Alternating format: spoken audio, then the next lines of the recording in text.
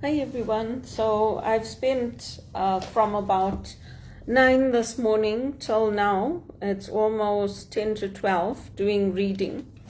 I'm reading 2 books. These are books I got ages ago, but I haven't had time to read them. So I'm reading Saint Hildegard of Bingen, Doctor of the Church by Carmen Butcher. This is the first one. And the second one is Hildegard of Bingen's Medicine by Dr. Wigard Strilo and Gottfield Hertzka. And they're medical doctors. It says MD after it, Folk Wisdom series. So I'm reading these 2. And the first one, I finished the first chapter of this one and the preface. So the first chapter is 22 pages, and it's basically looking at how she grew up in Germany and how she used to get these headaches. And from those headaches, she got those visions, which have now become teachings in the church. And she was also a woman in the church who was allowed to preach. She had to get special permission from the Pope, but she's one of the few women that was allowed to preach and to preach publicly. So she's got a pretty amazing life. She had founded monasteries and she visited these right into her 80s. Her principles are coming out of the Benedictine rule, which focuses on work as well as having time for leisure. So it's good to read. I like to read. Some of the things that are passed down through our traditions in our families are things that people would consider old wives' tales, but they are actually true and trusted medical treatments that used to be used in the church, in the early church. And she's a doctor of the church. So it's interesting to read, and one of the things that I liked about this writing is that it touches upon, like, can we see God? And actually we see God in the strength of the earth. We see it in the desire to live.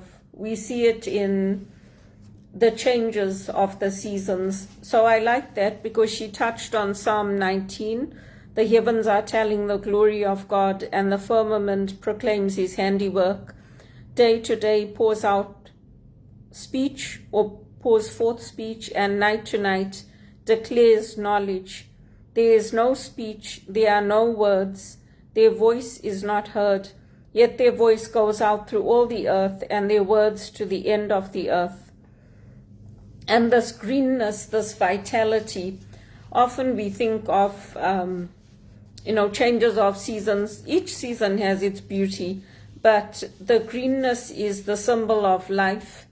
And we can get ailments even from reading too much. Our eyes get sore from staring at the screen too much.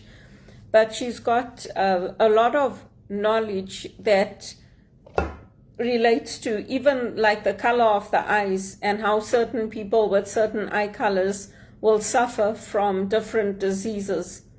So it's good to read, and for me, I'm reading it for my own knowledge. But if people want to get the books and they want to read, they're more than welcome to do that. These books I picked up from Amazon years ago, and they've been sitting on my shelf. So I'm taking this opportunity while I'm job searching to also do some reading. And she also compares Mother Mary as being the branch from which the bud of Jesus comes out, and how the sweetness of the flesh is absorbed by God in Jesus becoming flesh. So there's a lot of beautiful imagery that's touched upon here, and how even if you have problems with the eyes, there's different remedies that are suggested in this book. Even things like using lavender wine, taking the dried lavender flowers, boiling them in the water, and then drinking that wine, and how that helps the liver. So there's a lot of knowledge in these books that some of us have learned from growing up in places like Africa, whereas over here, people will probably say, oh, you're a witch, or oh, you must be consulting the occult or something like that, which is not necessarily true. Many of these things have come down through families. So I finished this first chapter today, and she focuses on the importance of prayer and work. And as I was saying, work is a very important part of our lives as Christians. There are some things that you can't take scripture out of context. So, for example, in the Bible, it is mentioned that women should not speak in the church and they should go home and ask their husbands things. And for us, that's an outdated principle. It's no longer relevant in the culture that we're living in. And if it was still being practiced, many of us would not be reading in the church. We would not be helping in the church. Our voices would be shut down in the church. So there's a lot of things that are in the Bible that were relevant to the culture at the time. And they were probably for the protection of women, because there were certain things that women could or could not do. And if they did do them, probably their lives would be put at risk. So in the home, the decisions were made, and the women would discuss things in the home with the men, and then they would go out and they would take those things into the workplace or into the churches or the temples or wherever it was. And you'll find that too here in this culture in Canada. I remember when I was working at RBC, because I was raised to be assertive in Zimbabwe, in the schooling system in Zimbabwe. I was raised to use my voice. I was raised to say when I don't agree with things and to speak up. And I remember when I was working there, one of the senior managers, her name was Cecilia, she said to me, don't say anything in the meeting. I said to her, why? She's like, no, talk to them after the meeting and let them fight it for you. I'm like, I wasn't raised like that. She's like, that's the culture in the bank. I was like, oh, thank you for telling me. But I mean, this is what I'm talking about. When you come here from a culture where you've been raised to be confident, to be strong, to use your voice, to do all these things, and then you come into a very conservative culture, a culture where the men are making the decisions, the men are the ones fighting the battle, so to speak, on behalf of the women. You're rubbing against a culture where obviously you're going to get hurt if there's nobody there to guide you. So it's the same thing with the church. There are certain things that they do here that we don't do in Zimbabwe, and there are certain things that, like, our voices are much stronger in the church in Africa. There's a lot more roles for women. There's a lot more that women get selected to do, to travel, to give retreats, to have opportunities, to use their skills in the church.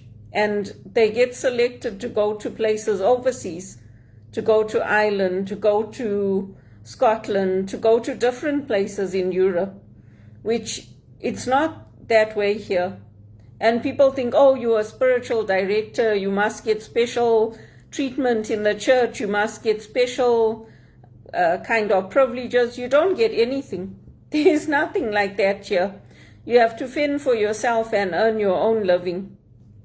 So that's why I take my principles and what I do into the workplace. And that's how I do it. So there's an appendix here at the back which gives you all the history and the dates and which books were referred to if you need to look them up. The dates of the Crusades where Christians were fighting for their lives in Jerusalem. And that came out of Christians being killed. So that's also there, if you want to look at it and to see how she started doing all these things. But it's interesting to see how things developed and how things changed. And she always called herself a weak woman, not a woman of strength, not a woman that she expected people to look up to.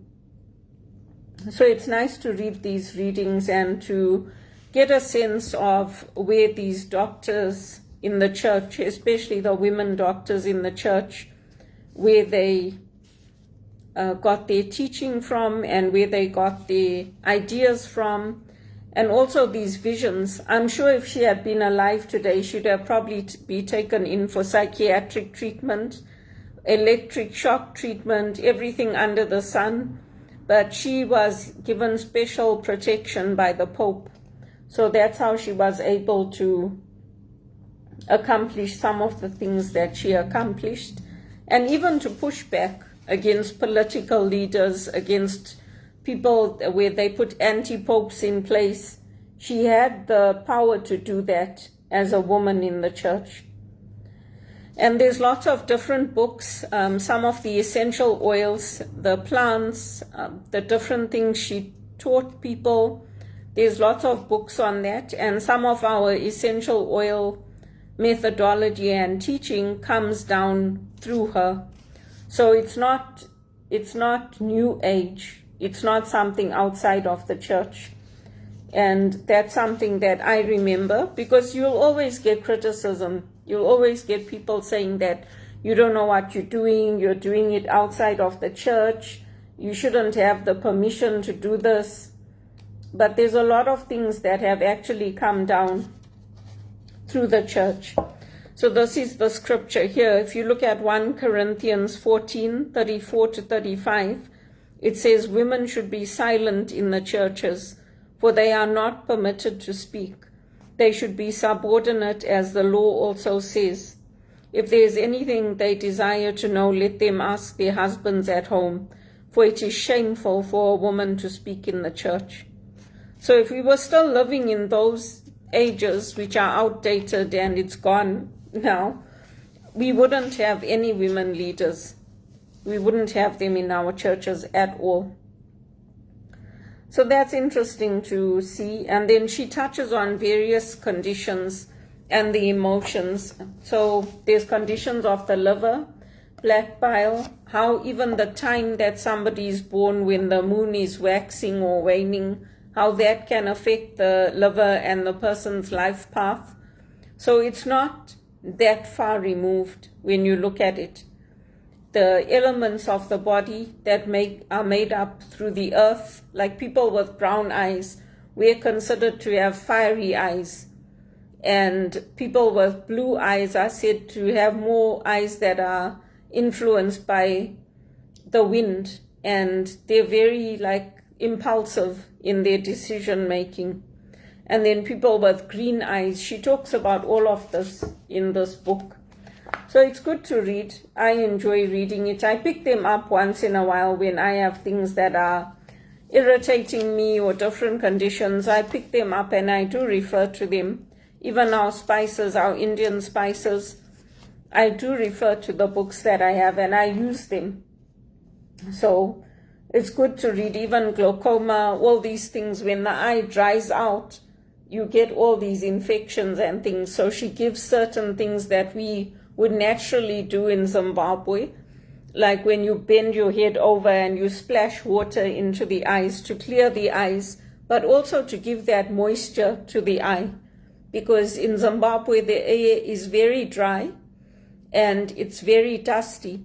So some of these things are just things that we grow up knowing. You don't have to go to university to learn them. Washing your hands all the time, making sure when you come in from doing your shopping or groceries or whatever, washing your hands before you cook, washing the food before you cook. Some of these things are just passed down culturally.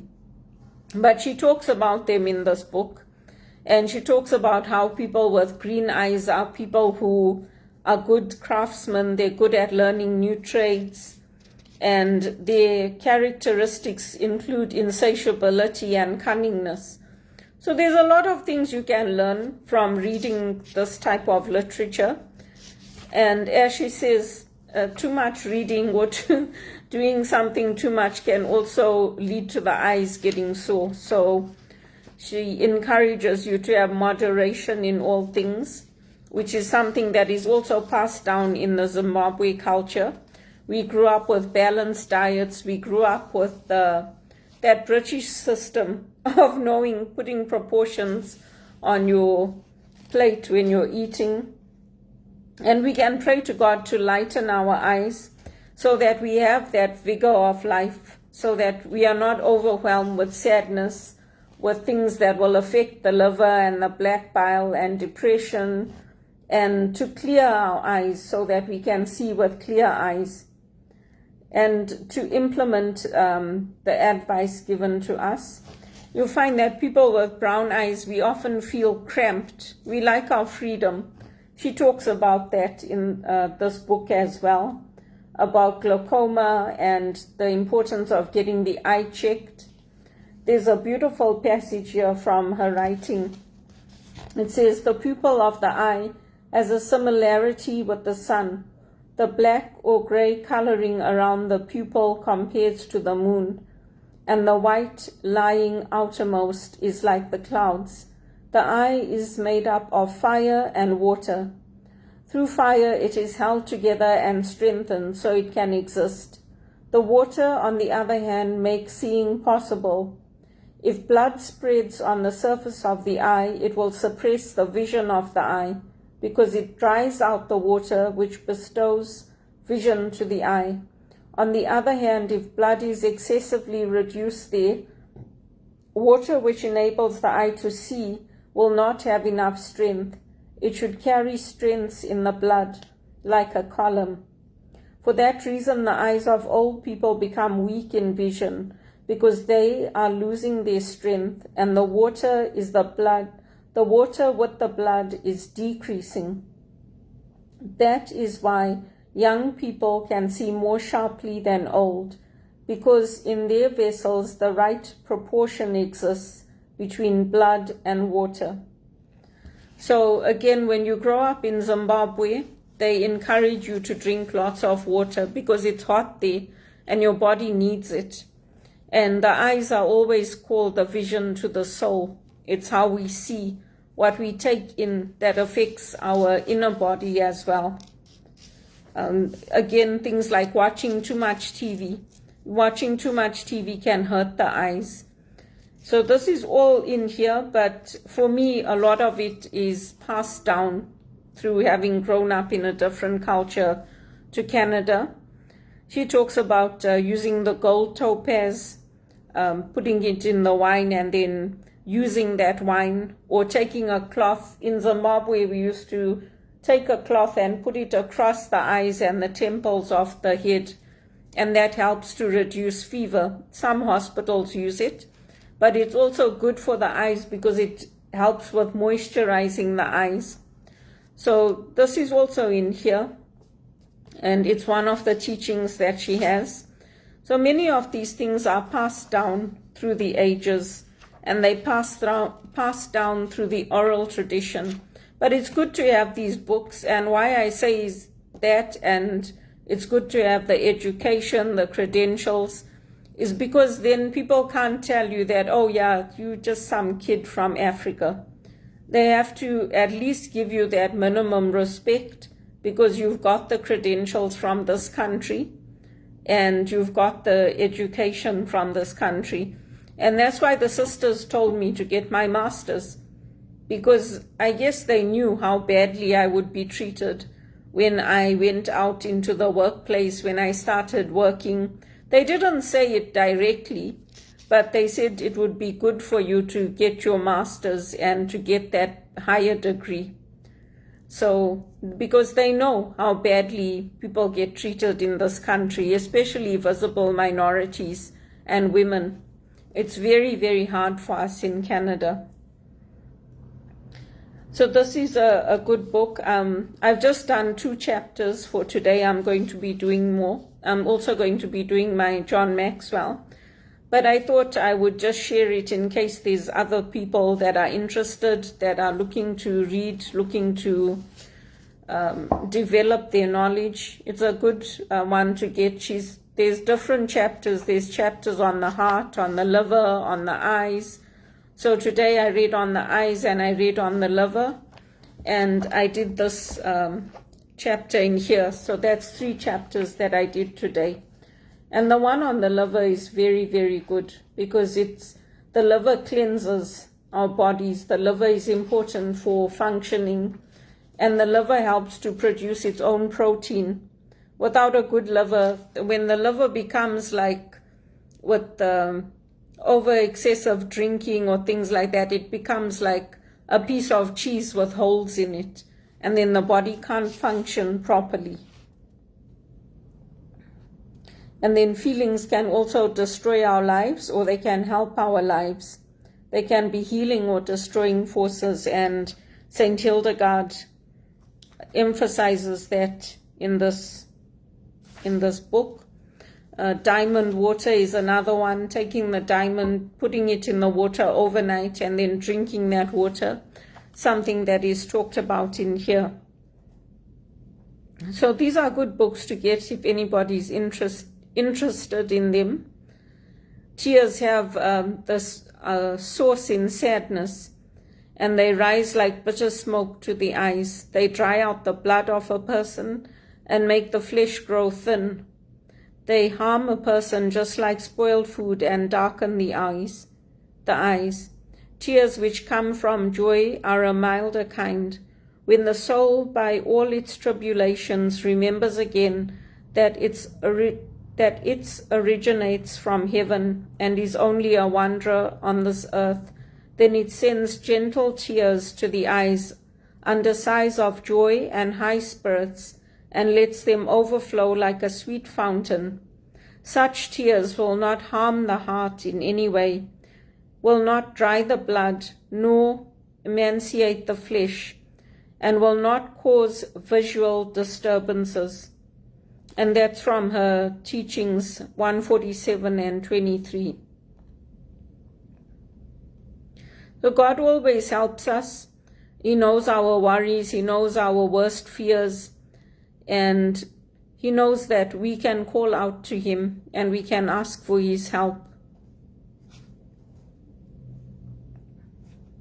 So just want to read this last passage. It says, the goal of humankind with its passions and emotions is the calm composure with which one, smiling, in brackets, can accept and live life.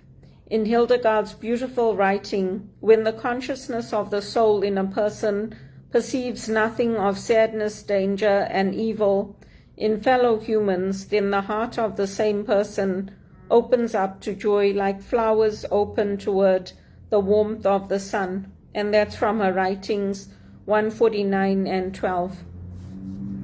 So I found those chapters beautiful. I like to read them and to read what she said, and also about God's order, because she emphasizes liver patients are often very sad, but they can use hyssop, a happy-making spice. And we do use hyssop in our cooking.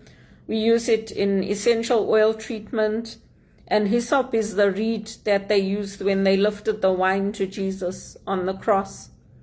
So we can also take our courage from knowing that some of these things that people accuse us of, witchcraft, they accuse us of not being as good as them, and they look down on us. We can know that we have our own traditions and cultures that we can draw upon. And she says, all things that stand in God's order correspond with one another. The stars sparkle from the light of the moon, and the moon shines from the fire of the sun. Everything serves a higher purpose, and nothing exceeds its measure. So it's just emphasizing things like almonds. Sweet almonds can help us with our livers, making sure we have things in moderation, avoiding greasy foods, making use of lavender flowers. These are all things that we grew up with. They're not things that are new, but they are things that, I guess if you talk to people, they look at you like you're crazy, but we are not crazy. So this is a good book because it's emphasizing the need to look at black bile and depression, and how the liver is important in getting rid of that, getting rid of the toxins. So I'm going to stop with those two. I'm not doing the John Maxwell now because I've been reading for a long time. And I said I'll keep to 15 minutes for this talk. And when I do the John Maxwell, then I'll do it live again and I'll post it. So those are the two books, these two.